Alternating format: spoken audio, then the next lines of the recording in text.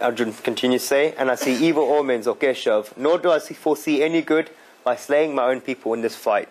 So Arjun becomes weak. Sometimes we all go through these similar situations when we all become weak. But here, Arjun is talking about leaving the battlefield. Where has this compassion, where has this pity come from? Many people have tried to interpret this and give their own commentaries of the Gita. In the Gyaneshwar Gita, Gyaneshwariji says, up until now, Arjun was extremely brave and bravery was his wife. But now that compassion has come in his mind, he's lost that bravery. Because bravery is a daughter of a large house and she doesn't tolerate that compassion creeping in. As soon as that compassion starts creeping into Arjun's mind, I'm not talking about compassion generally, I'm talking about compassion on seeing his own people. Remember, compassion is a natural human thing. We're going to differentiate the two. Pity, or I should say, rather than compassion. As soon as that comes into Arjun's mind, Arjun loses that bravery, and the results were shown in that body. Why did these thoughts come? The compassion that comes against bravery is not good, but the compassion that comes with bravery is good. We call people with that quality who has compassion and bravery Mahavir. A person who wins over others is called Vir, a warrior. But a person who wins over himself is called Mahavir. It's very easy to win over others, but it's very difficult to win over oneself. Therefore, the Jain word, or not the Jain word, but in the Jain religion, one who's won over himself is Mahavir, and people that follow such a person are called Jains. Therefore, the road of Mahavir is a person who has won over himself. I'll describe Mahavir and Buddha throughout the commentary and always refer to them as Bhagwan Mahavir, Bhagwan Buddha. They had attained that state of God. Aham Brahmasmi. This is the peak of knowledge. I am Brahma. I am God. This is not at the beginning of knowledge, otherwise that's an arrogant statement. It's when you have that peak knowledge. Aham Brahmasmi. That's the end of the Gita. I am God. I am Brahman. This what compassion that came to Arjun.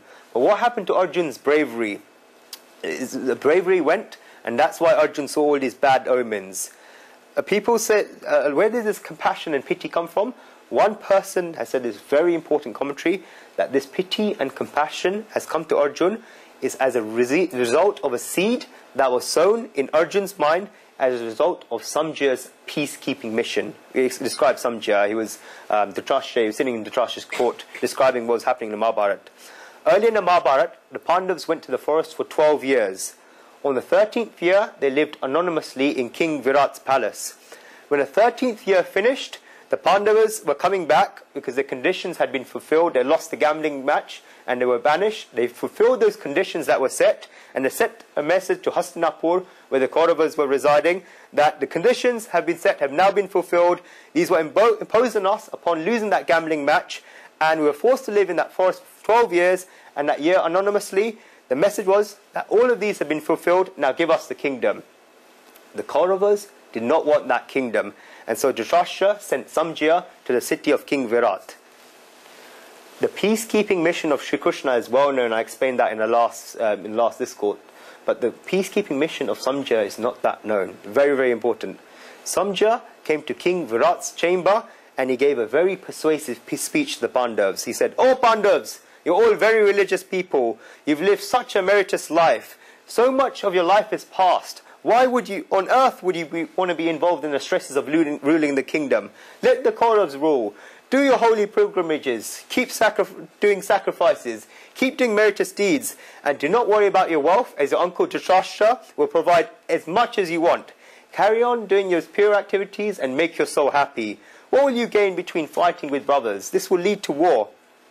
All of this, some just said so well to the Pandavas, better even than I said, that Yudhishthir, the Pandavas fell for his words. Yudhishthir thought, uncle cares so much for us, and let's do exactly what it says, because he's got our best interests at heart. At that time, fortunately for the Pandavas, and fortunately for us, Sri Krishna was there in King Virat's royal court. And Sri Krishna heard everything that Samjaya said.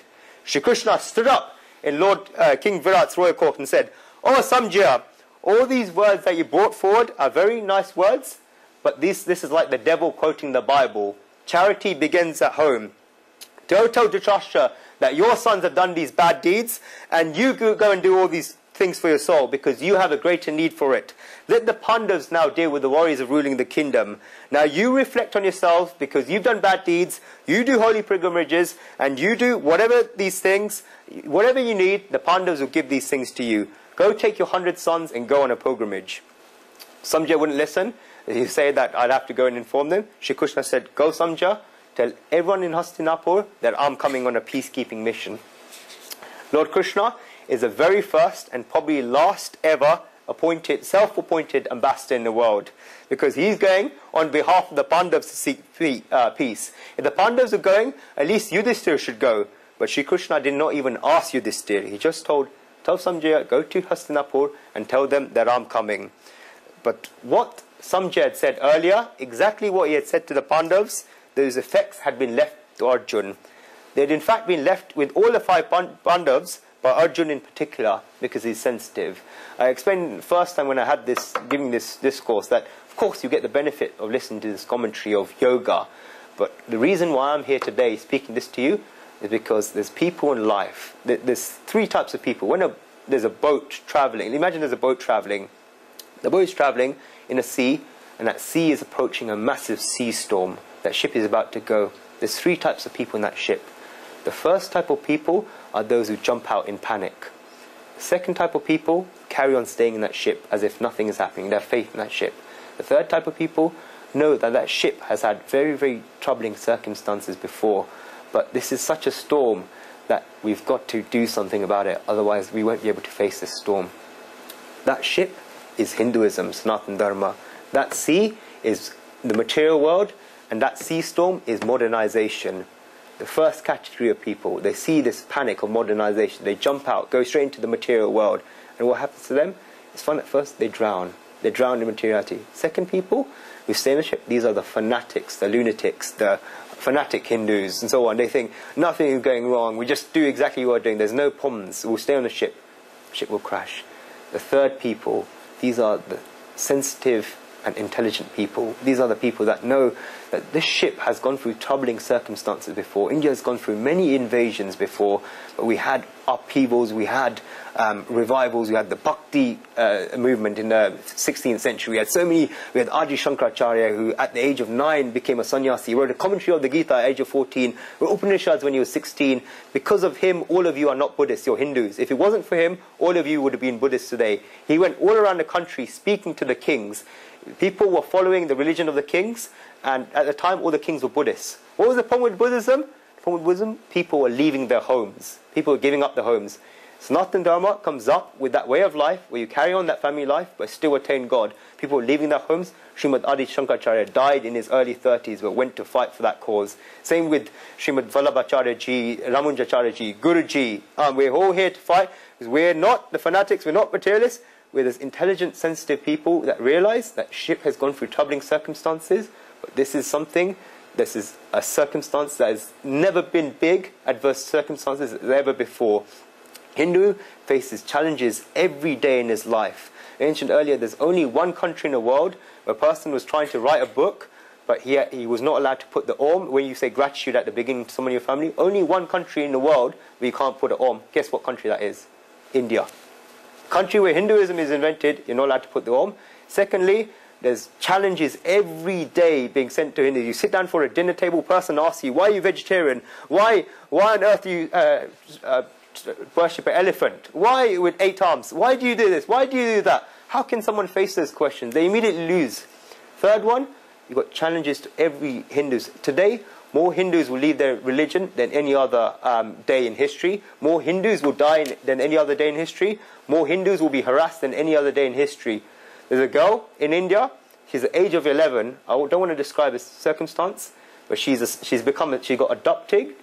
She's a slave.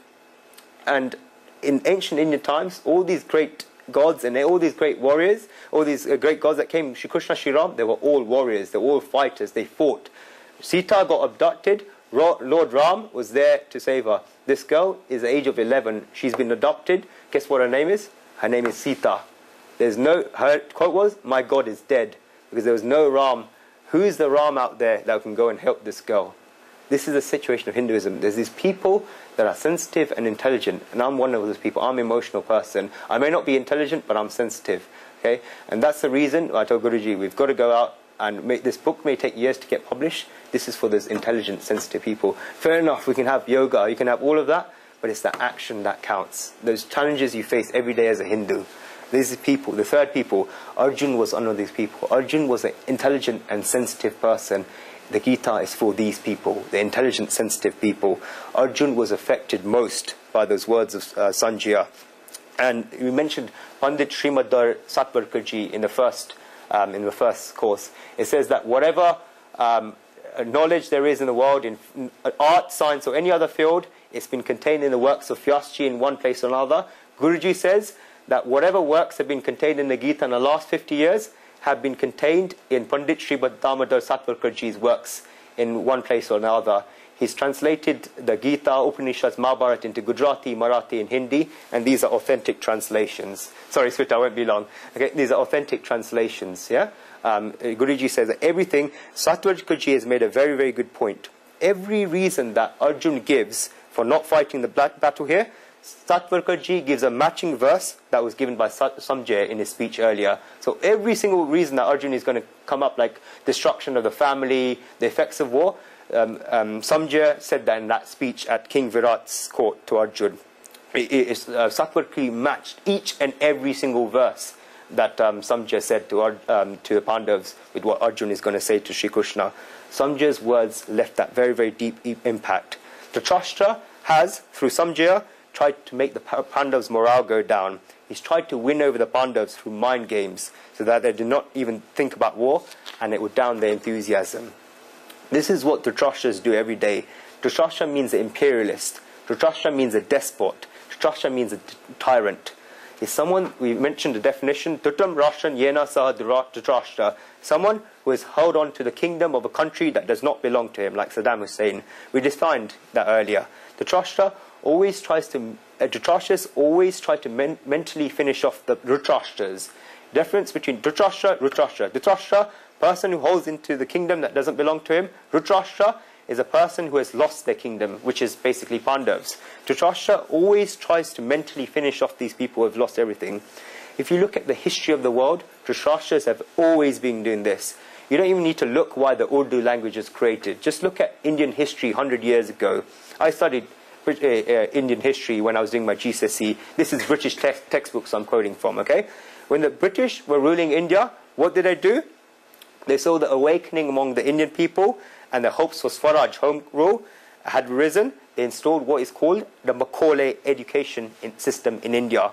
They created civil servants and clerks and finished their thoughts so that they believed that there's nothing in India. They portrayed India as a country of snakes and snake charmers. They claimed that India has no morals, no values, no religion, no philosophy. They said the British came and took us out of the darkness into light. This is the education people are taught with from a young age, from the age of 5.